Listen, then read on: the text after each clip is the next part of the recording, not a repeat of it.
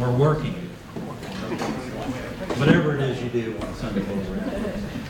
I notice everyone in Oregon seems to go outside when it's sunny because in the winter it's kind of a rare event. But my name's Scott Dadson. I'm the Executive Director here at the Mid-Willamette Valley Council of Governments, and on behalf of my board, I'd like to welcome you all here.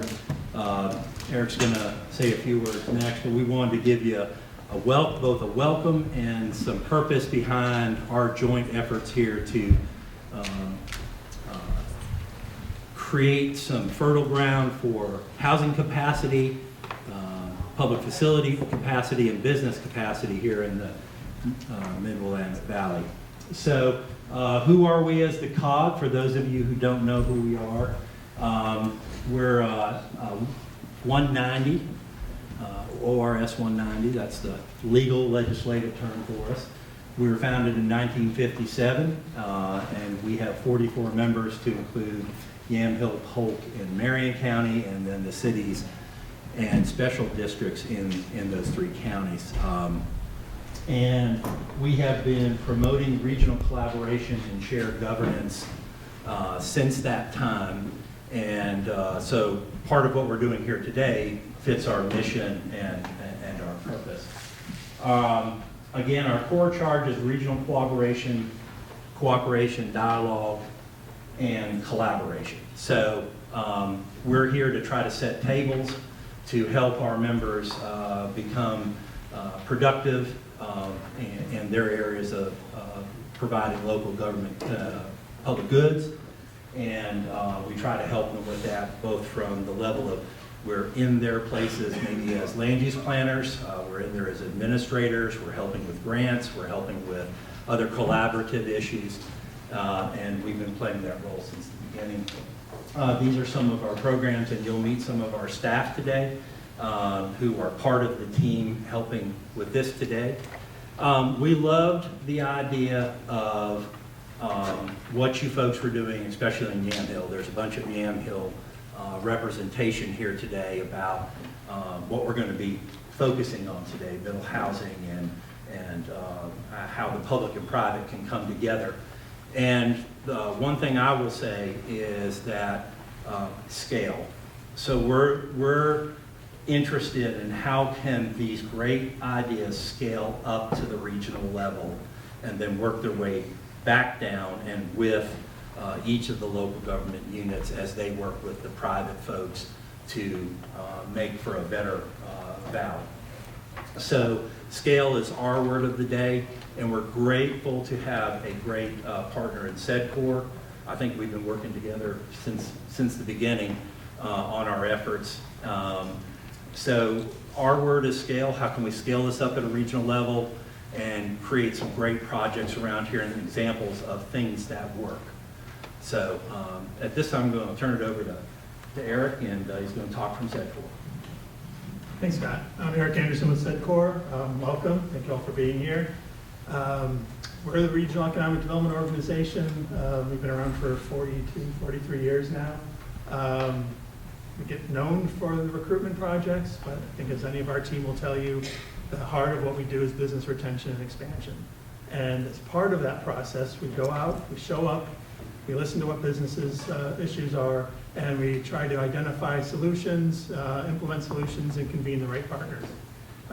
This is a good example of that. A couple of years back, Abisha Stone was visiting with one of our businesses in Yamhill County, and sometimes we hear it's an export issue, sometimes we hear it's a supply chain issue, sometimes lately it's been a tariff issue. But in this case, somebody was saying we're having trouble finding workforce. Our existing workers can't find housing, and new people that are coming on can't find housing. Long story short, that resulted in a consortium of employers in the area that came together, really with one of the keys that Nate and I were talking about earlier is how can they play a role in the solution? They don't have to all be developers. They don't have to be doing this stuff themselves, but what assets do they have? What resources do they have that they can bring to the table in a cooperative manner, on a regional basis, coming up with some local solutions for a regional approach? And that's kind of what led us here today, was trying to identify what the resources are, what new innovations and new technologies were out there to try to bring the price of housing, new housing down for our workforce. And just having the communication between employers, communities, and the development community has been real key. We thank the COG for bringing us on to this project. And also we've been very blessed to have the expertise of the Missing Middle Housing Fund team. You will see why we're so fortunate shortly. But I just want you to be just always kind of thinking how you can play a role in the solution, and have a good day. Enjoy the conversations, meet some folks you haven't met already, and I'll let Nathan go from here. Nathan Wildfire with Missing Middle Housing Fund. Thanks, guys.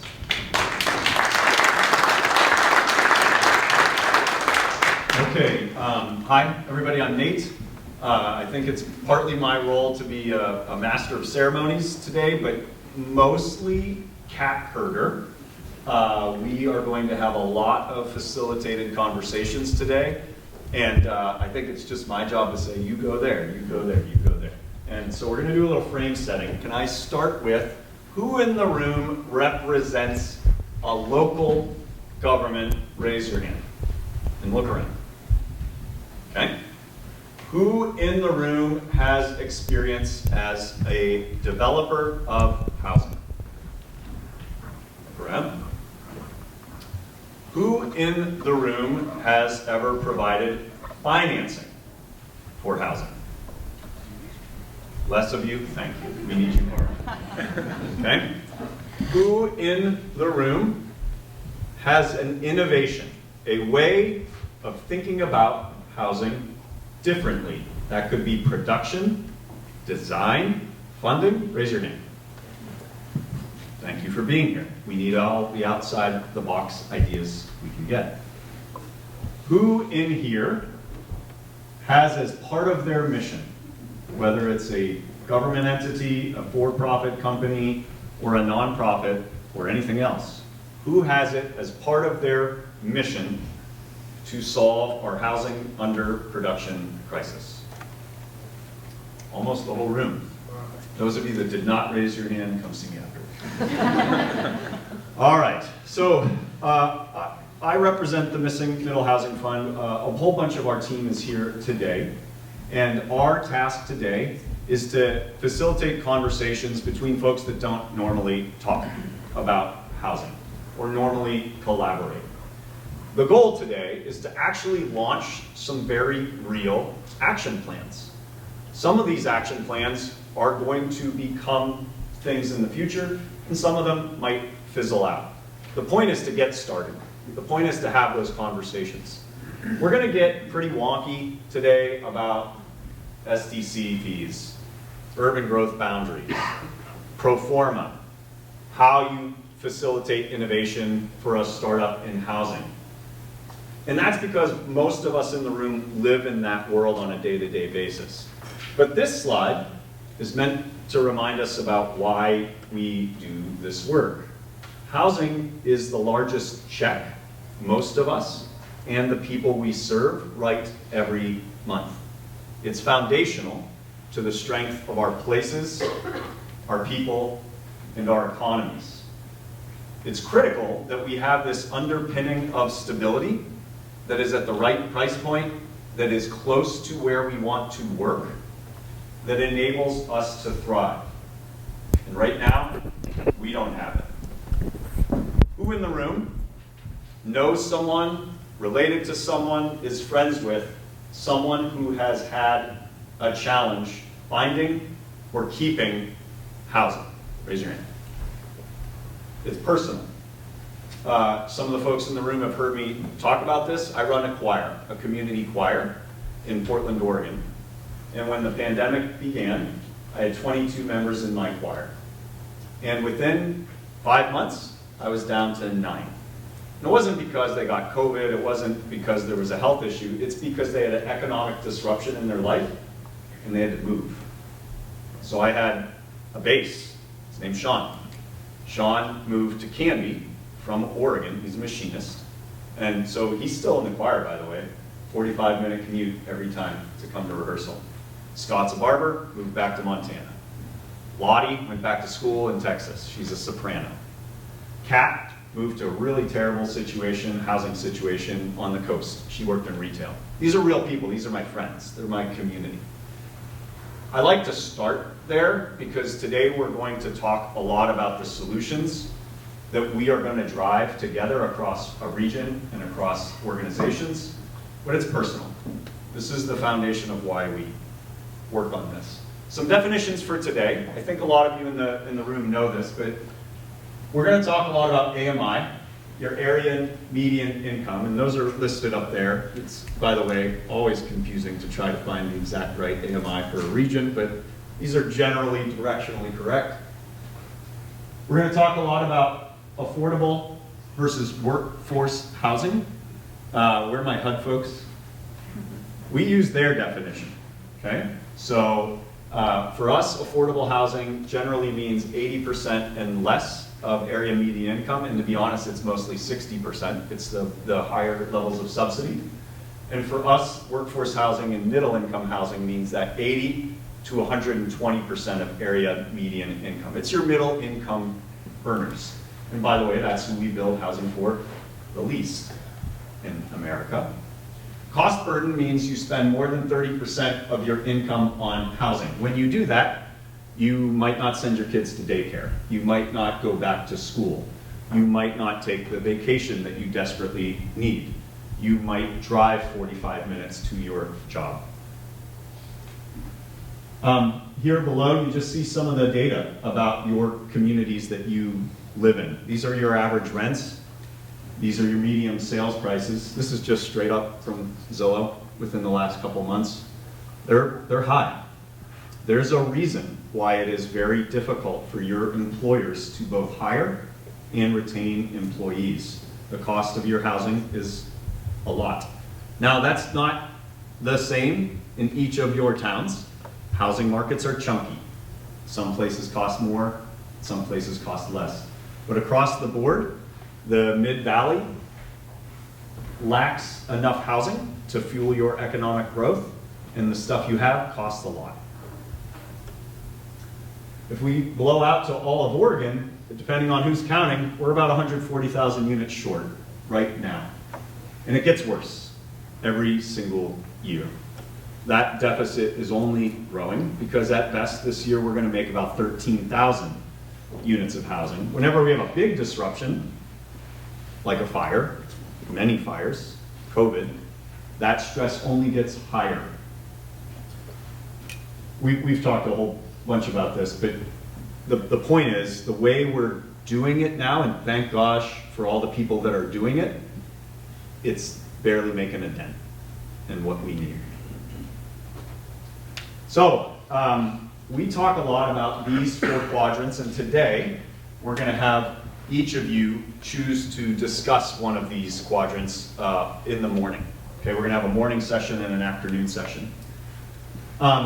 When I speak with most, not all, so if you're an enlightened special unicorn, please don't come get me afterward, but when I talk to most local developers, they say my big problem is here.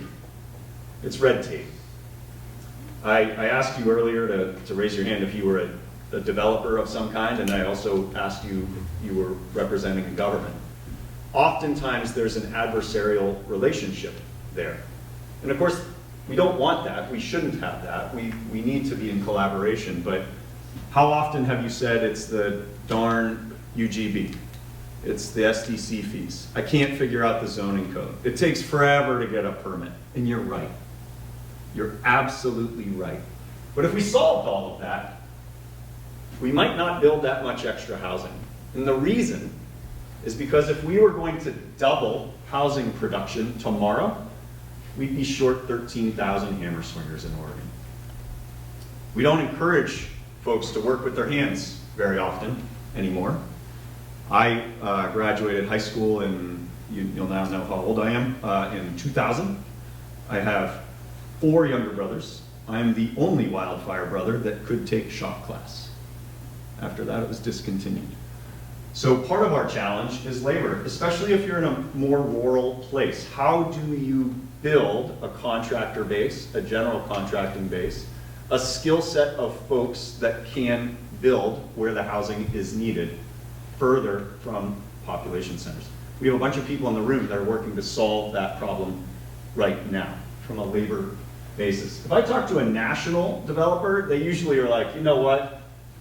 We got this same issue in Des Moines, Iowa, Pittsburgh, Pennsylvania. We got the same thing in Florida.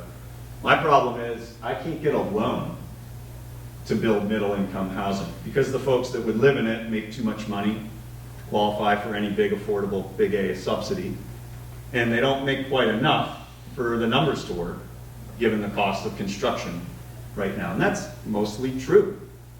There's also not a whole lot of dollars out there for the R&D necessary to change how we build housing, whether that's a manufactured solution, industrialized construction, the software innovations that we're doing to deal with the red tape, the labor force, or the funding.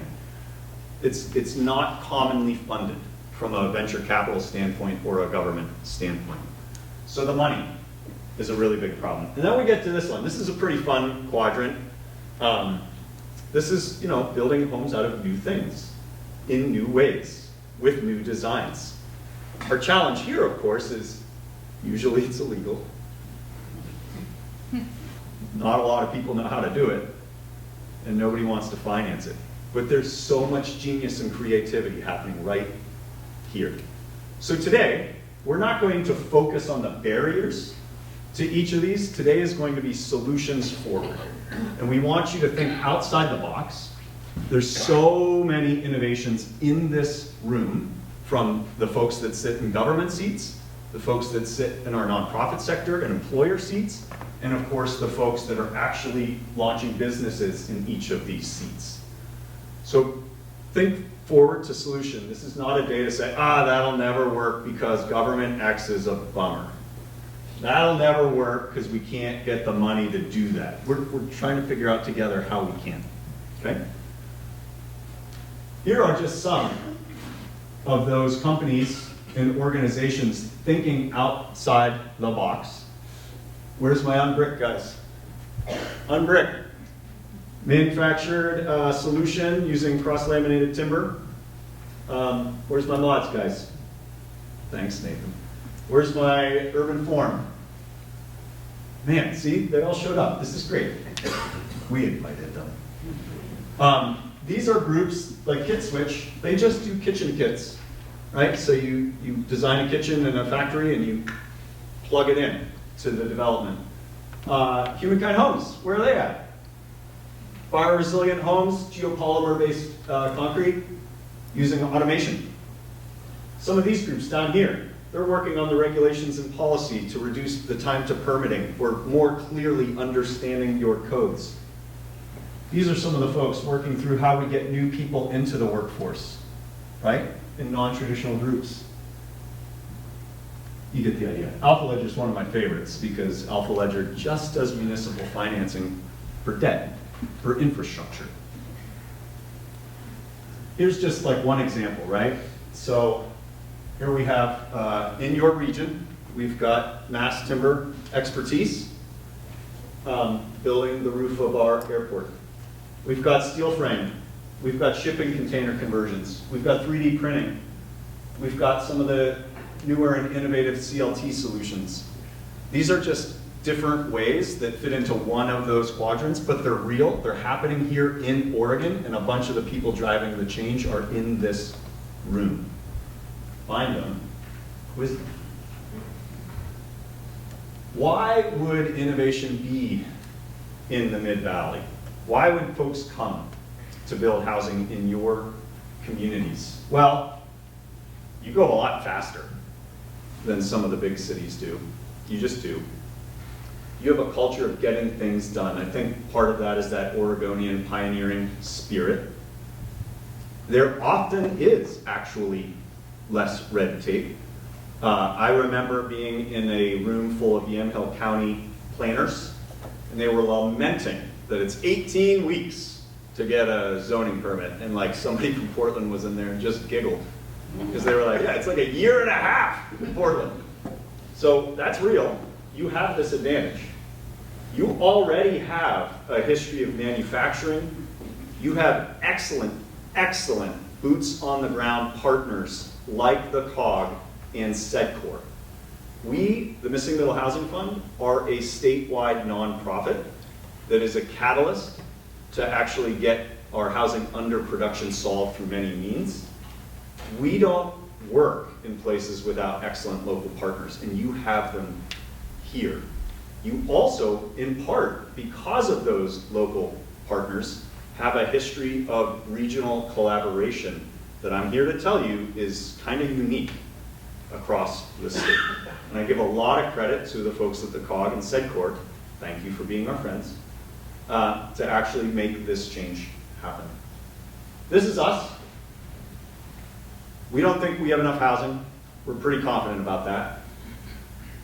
And we think the best thing to do is try to create more housing at attainable price points for our workforce. Attainable price points. Remember, not spending more than 30% of your income. We're statewide. We're a network of all these different innovators, an accelerator, we're an investor.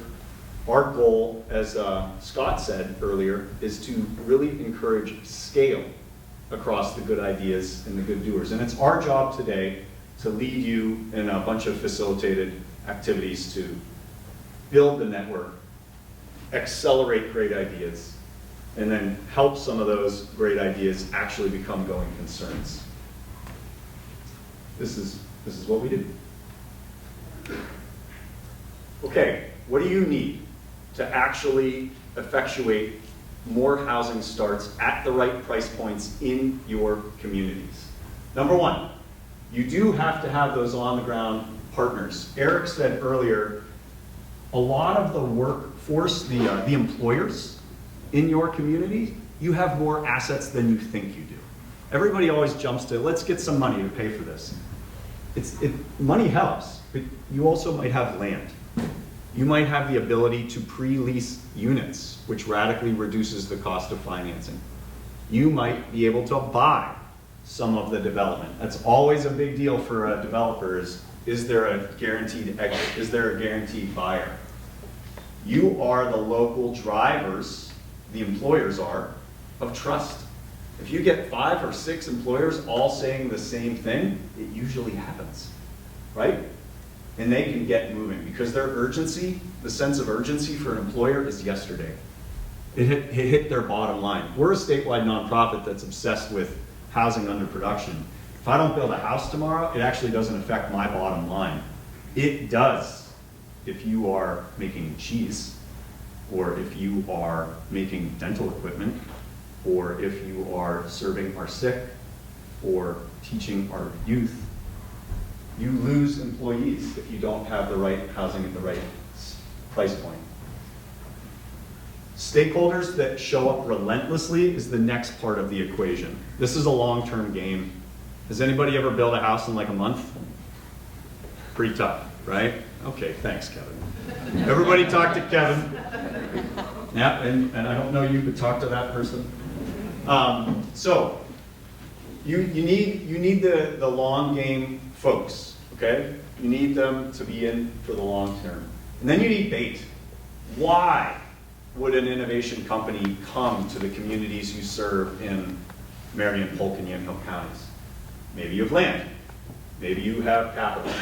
Maybe you're running around with scissors, trying to reduce that red tape environment.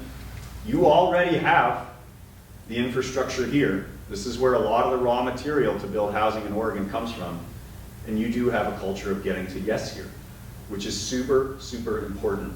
That's also, by the way, really important today. A culture of getting to yes, okay? What we don't want today is a bunch of no. Has anybody ever done improv in here? Raise your hand. Okay, a couple of you.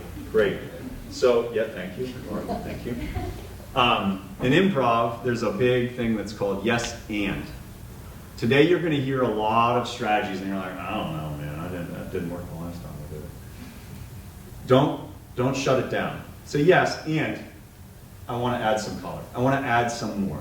It's a much more productive conversation today to say yes and than no, your idea stinks. Okay? Last, We have folks that are just desperate to get to house 1, to house 5, to house 20. They really, really want to prove that what they're doing is going to change the world. They want to be here. They're incentivized to work with your local communities to test what they're doing. We mentioned the Newburgh Workforce Housing Consortium earlier. It is true that the work of the employers in Newburgh, and then SEDCOR, and then those local governments, really did something special, starting in 2019. This isn't really my story. It's mostly Avasha Stone's story. Wave Avasha. But these employers were desperate for housing, and they didn't know where to begin. So they went to the folks that they knew and trusted best, which was SEDCOR, right? Because they're the employer group. And they just started meeting. And trying to come up with some solutions. They went through their local representative, Anna Scharf, and asked the state for money, and money came. And it was a $3 million grant. I think I saw the letter. It was sort of like, workforce housing, end of letter. So they were like, well, now what? And so we started to get those different employers, they brought us to the table to think differently about those 4 quadrants: policy, how you welcome innovation into the community, how you solve your labor problems. And today, they are now in Newburgh investing in very real housing development projects. The mayor of Newburgh, Bill Rossiker, has led an overhaul of their SDC fee structure. The mayor, Bill, who's one of my favorite humans, also gathered a lot of the other mayors. Some of the mayors and communities are in this room, gathered those folks to do a collaborative county-wide zoning project where every zoning code in Yamhill County has been digitized. It's actually the first county in America to do this, working with Urban Form. Where's Urban Form again? Thank you, Paul. Check it out. You can look at any parcel in Yamhill County and at the click of a button, get what you can and cannot do on any parcel in Yamhill. That's pretty unique. The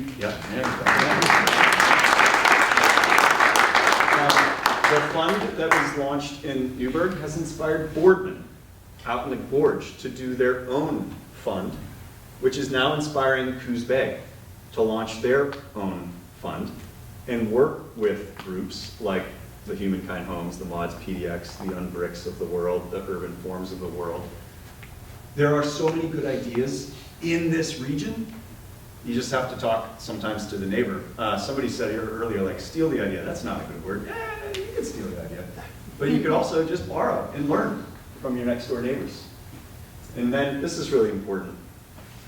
Flexible, risk-taking, and catalytic. Some of the stuff that we invest in isn't going to work. It won't. But we need to begin. We need to try. And we're only going to learn what works and what doesn't when we take a shot. Somebody's got to get me a new metaphor.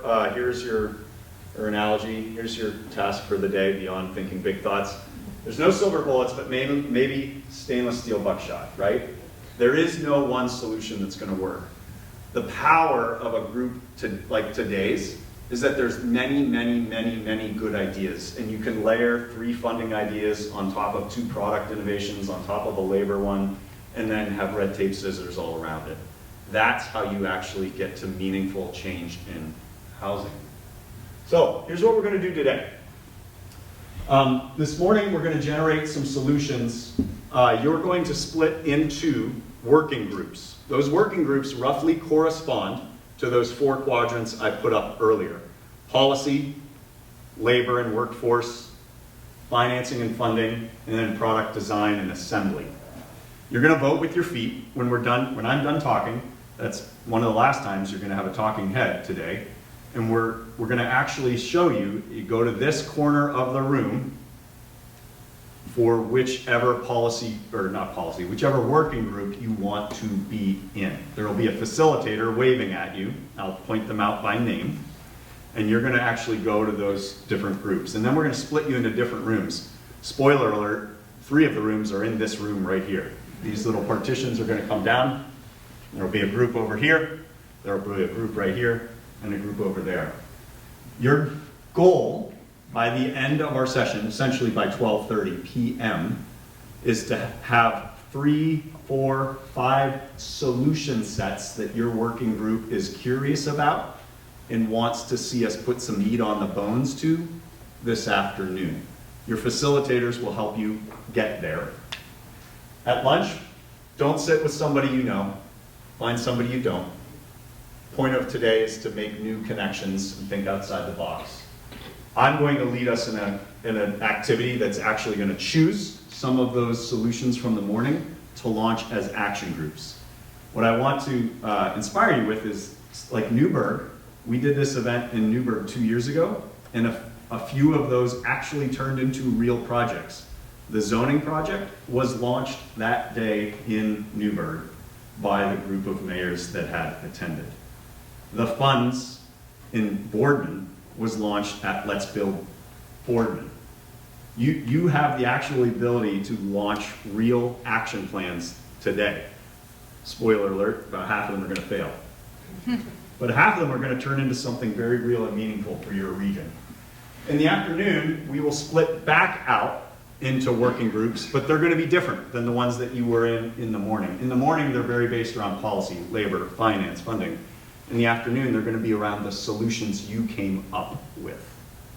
By the end of the day, we're actually going to have some action plans that you then are going to present back to us. We'll literally go around the room and look at them as they're on the wall. If you do not want your photo used, find anybody with a SEDCOR name tag or a COG name tag or a Missing Middle Housing Fund name tag and say, I don't want that.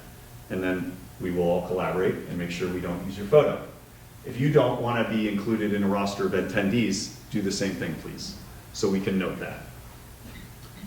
Here's our big principles. Number 1, we have facilitators. Can you please raise your hand if you are a facilitator or helper today for our work groups? Look around the room. These folks are giving of their time today, and their job is to keep us all on track, and I have given them deadlines that they have to adhere to. So they have a tough task to wrangle all of your brilliant minds and passion for the rest of the day. Please treat them with respect. Please treat the process with respect. Everything will go a lot smoother, and frankly, we'll make a lot more progress. Today is not about rehashing the barriers. You all know them. We've talked about them a million times. They've been in a zillion newspaper articles and academic studies. Today is about solutions. Today is about figuring out how to solve the crisis we're in, not rehashing why we're in it. Get to yes. Remember what I said about improv. Yes and. And then big tent thinking. No solution is too small.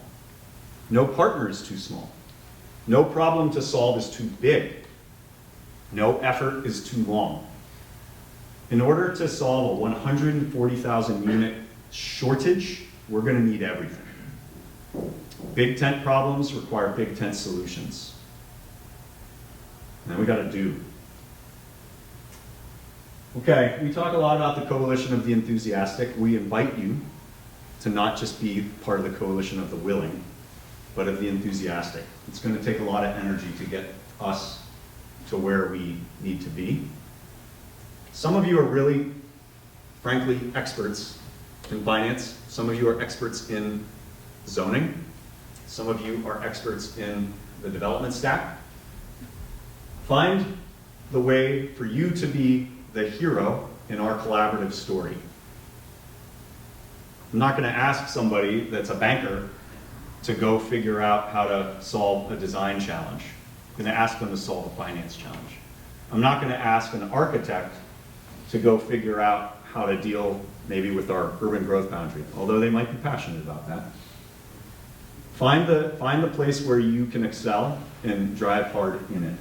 And invite creativity. We really need everyone today. Oh, that's the, okay, we'll leave that one up. All right.